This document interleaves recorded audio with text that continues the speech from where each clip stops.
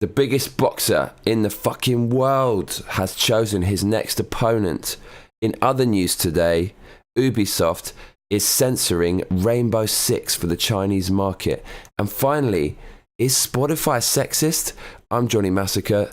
This is the Johnny Massacre Show.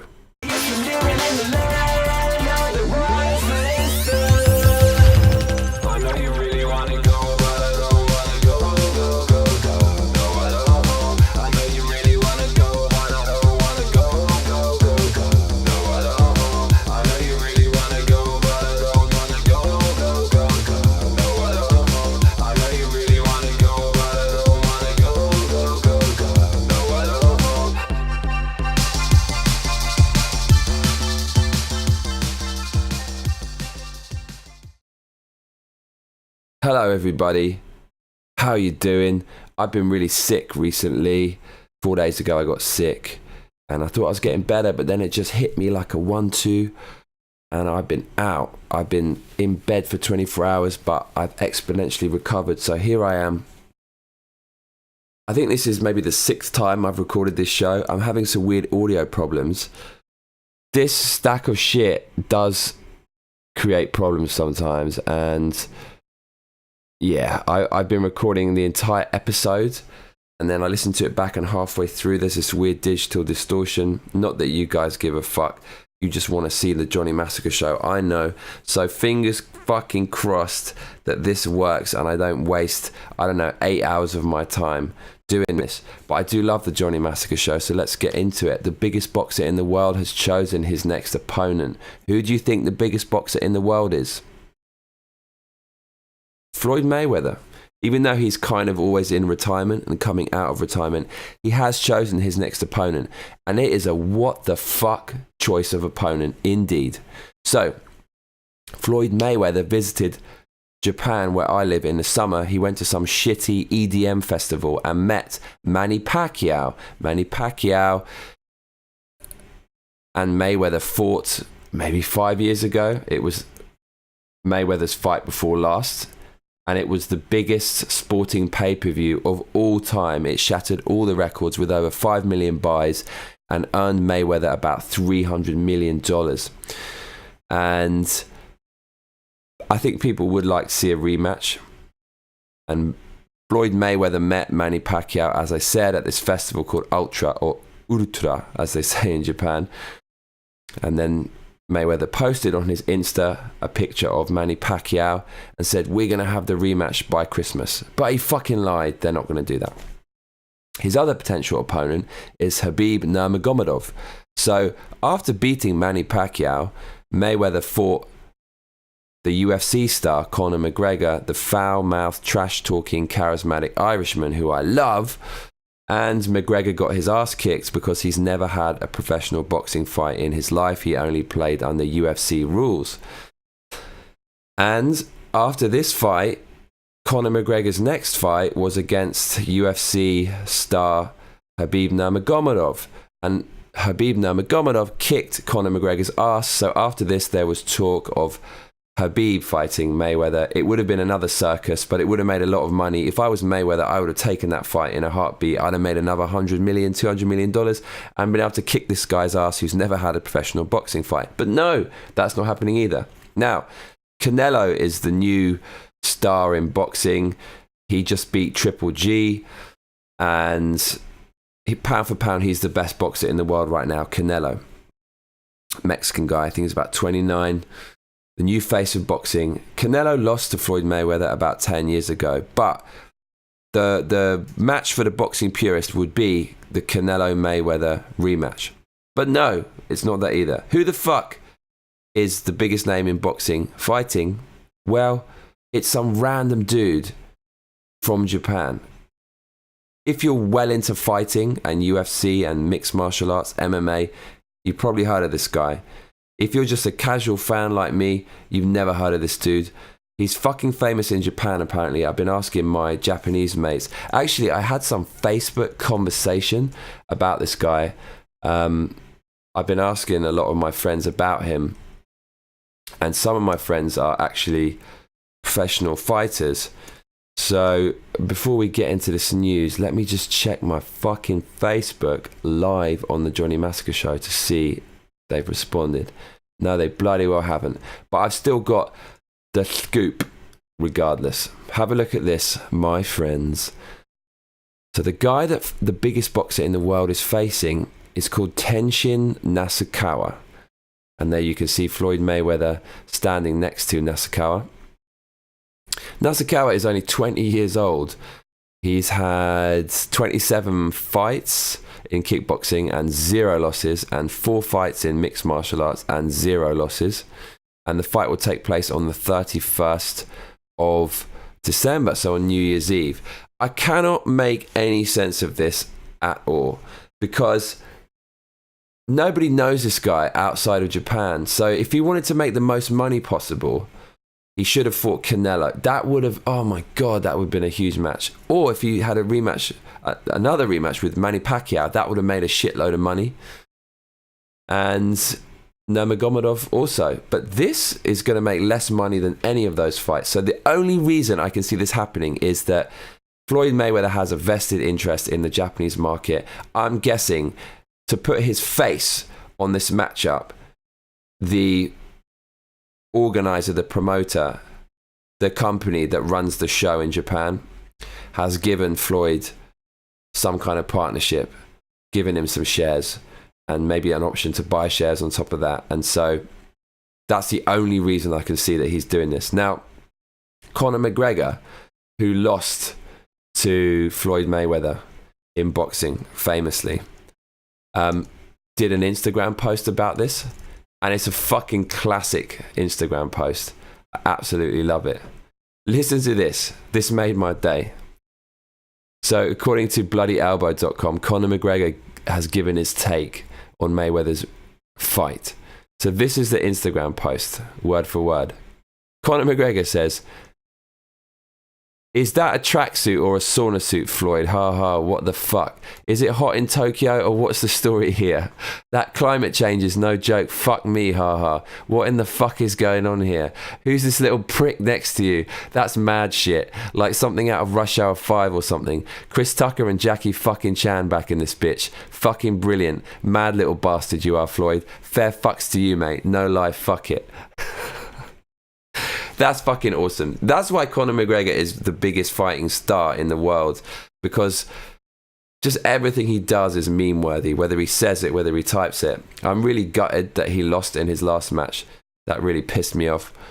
But yeah, anyways, this is happening, people, and there's nothing you can do to stop it. I really wanted to see Floyd go for a legacy fight, go for Canelo, because Canelo's improved a lot since his loss to Mayweather, and Mayweather's kind of past his prime, so that would have been a very interesting match for the neutral. But you're going to see some Japanese shit. I live in Japan, so I guess it's good.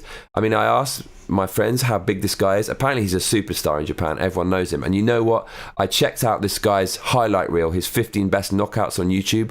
Holy fuck, is this guy good? Seriously. I don't know a whole lot about fighting, but I know when someone's elite and world class, regardless of what sport they're in. And this guy is that. He does some unbelievable shit, which you would never imagine people would dare to do in a real competitive professional fight. Of course, all these fighters have mad tricks up their sleeves and kind of all kinds of mixed martial arts things they can do, but they never really do it in a match. But he does those things and knocks people out with them. So he has this one knockout where he does spinning kicks. He has a variety of spinning kicks. He had this one move. It reminded me of something from The Matrix where they jump off the wall and punch people. So he kind of jumped in the air and angled his body and just punched down. And his body blows are savage. He knocks people out for fun by hitting their bodies. And the guy looks legit. Now, Joe Rogan, who's probably the biggest podcaster in the world as far as... yeah, no, he's got to be. Joe Rogan, every episode he does has millions of views on YouTube. Joe Rogan, he's a color commentator for UFC, and he knows a lot about UFC. He has a black belt in, I don't know, some kind of badass martial art. And he gave his take on this Japanese guy. What's his fucking name again?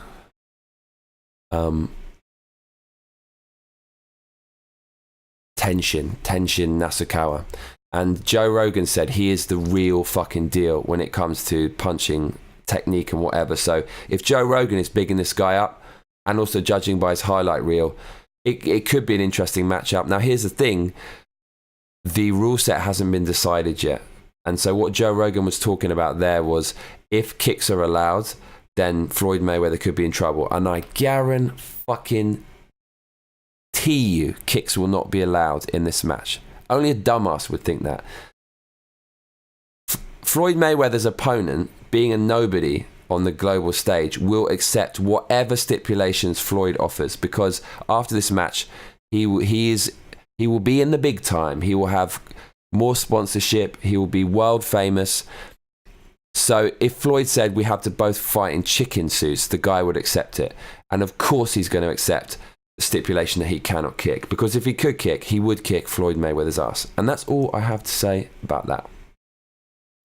In other news, Rainbow Six Siege is being censored for the Chinese market, but not specifically for China, for the world, because of China.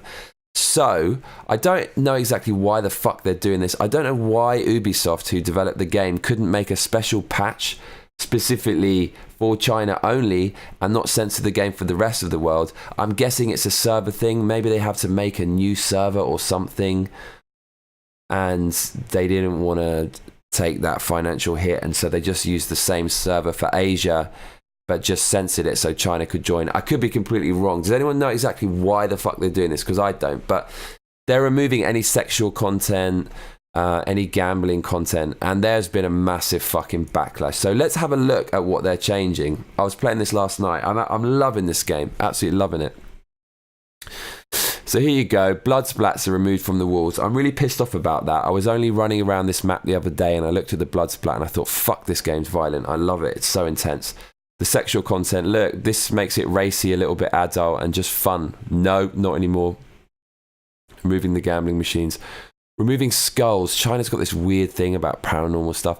This I don't understand. They're changing the melee icon, which is a knife, to a fist. I mean, okay. In this game, presumably they're still going to have the same animations, right? So one of the kills, when you're one shot, if you do a melee, it goes into some kill animation, and it's shockingly violent. The guy gets a knife, doesn't slit the throat, fucking sticks the knife into the victim's face. So they're going to keep that in the game, but they're going to remove an icon of a knife. You've got to be kidding me. This is stupid shit. China is a quasi-communist country with serious civil rights shit going on there. And you're going to pander to those motherfuckers? You're going to appease this backwards ass country?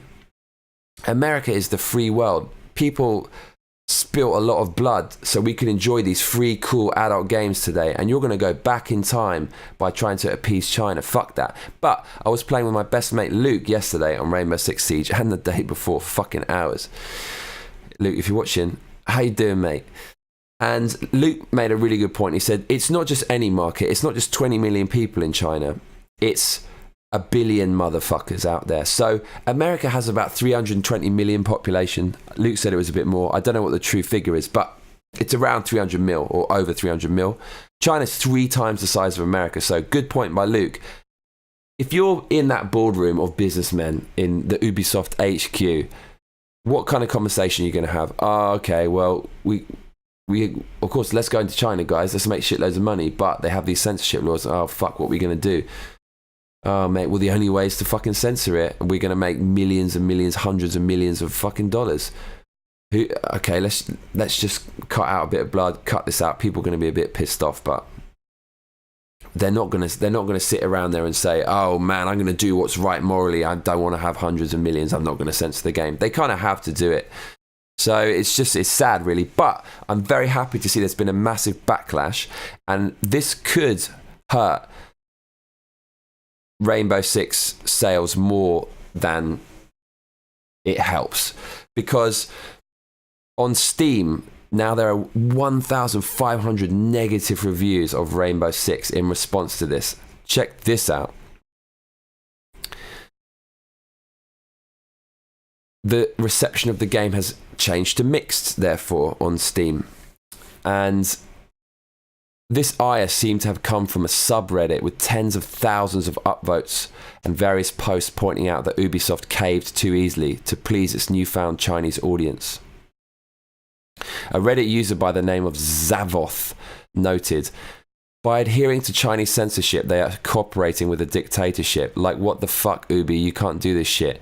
This against what the West stands for. So we got very opposing views here. The fans don't give a fuck about how much money Ubisoft makes. Actually, the more they make, the more skeptical people are.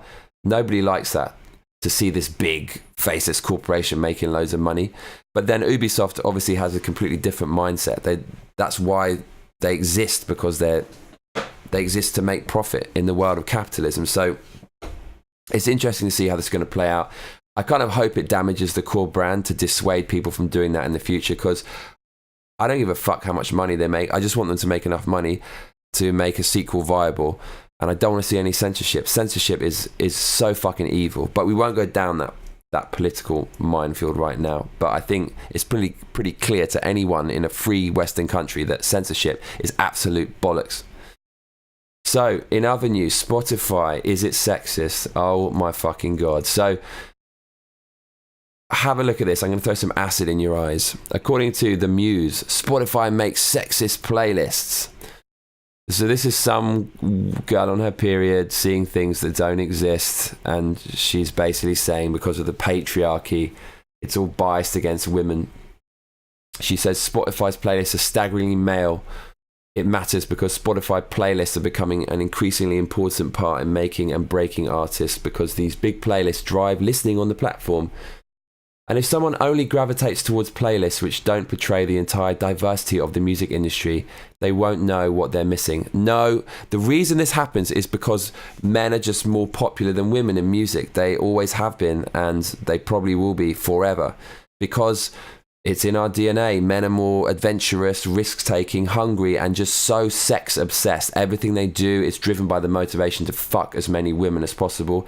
And you take all those desires and motivations and put them together, and you have the best kind of music to listen to. All those rock stars you love, why did they get into music? Because they wanted to get laid. And that motivation just makes a compelling story, and you can hear the passion in male music. The Beatles, Elvis, Bob Dylan, all those motherfuckers, they're in it for the same reason.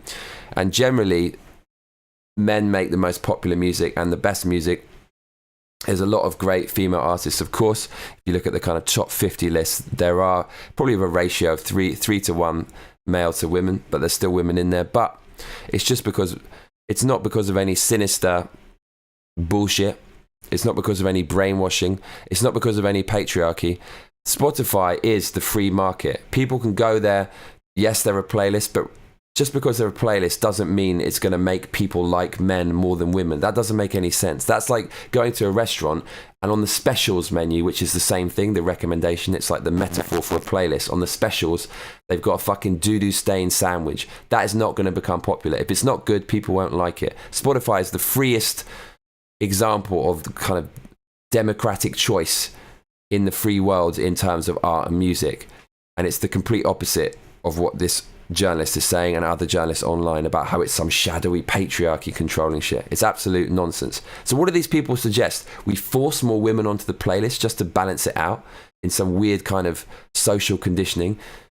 That's basically what they're saying, right? And that's basically what's going on in the world with the gender pay gap, which is explained by men and women being different, like I said, and wanting different things. People try to kind of artificially rebalance the gender pay gap by just like forcing women into these roles. So if you want to do that, that's being hypocritical, contradicting yourself, because this author is saying we shouldn't have men or whoever controlling who are on these playlists. We shouldn't have them forcing people to listen to a certain thing. What's the solution? To force people to listen to more women. Look, it's a free open market. Women just have to make better music in order to get into the top 10. And I think hardly anyone's going to look at that and see that there are more men than women and feel pissed off about it. It's just the natural order of things. It's the way the world works. Stop making mountains out of molehills, lady. So there are various articles on this online. This other article kind of made me laugh because it blamed it on Donald Trump. It said it's probably quite likely that Donald Trump has had an effect on Spotify. And that's when you know the media has gone mad, and just to stop listening to the media in general, because Donald Trump has had zero bearing on there being a lot of men in the Spotify playlist. Just insanity. So that's about it for the news cycle today. Now we're going to talk about my life.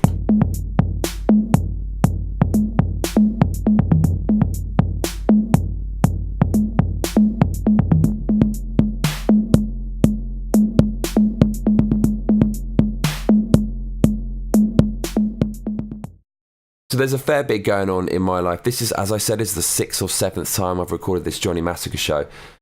I fucking hope this works, man, because spending 8 hours a day on this shit while other people are working in 7-Eleven, I'm in here grinding for like 10 cents an hour doing this Johnny Massacre show, and it can't even be broadcast. So I'm going to save my life until the next Johnny Massacre show, which is also today. You're going to get 2 in one day because I was sick yesterday, therefore it didn't come out. Actually, I did record it, but it didn't come out because I've had all these problems and shit. So look, my life, technical problems. I was sick. I'm on the mend now, and I'll be back with a Johnny Massacre show later today. So thanks for tuning in. Hope you enjoyed it. See you soon.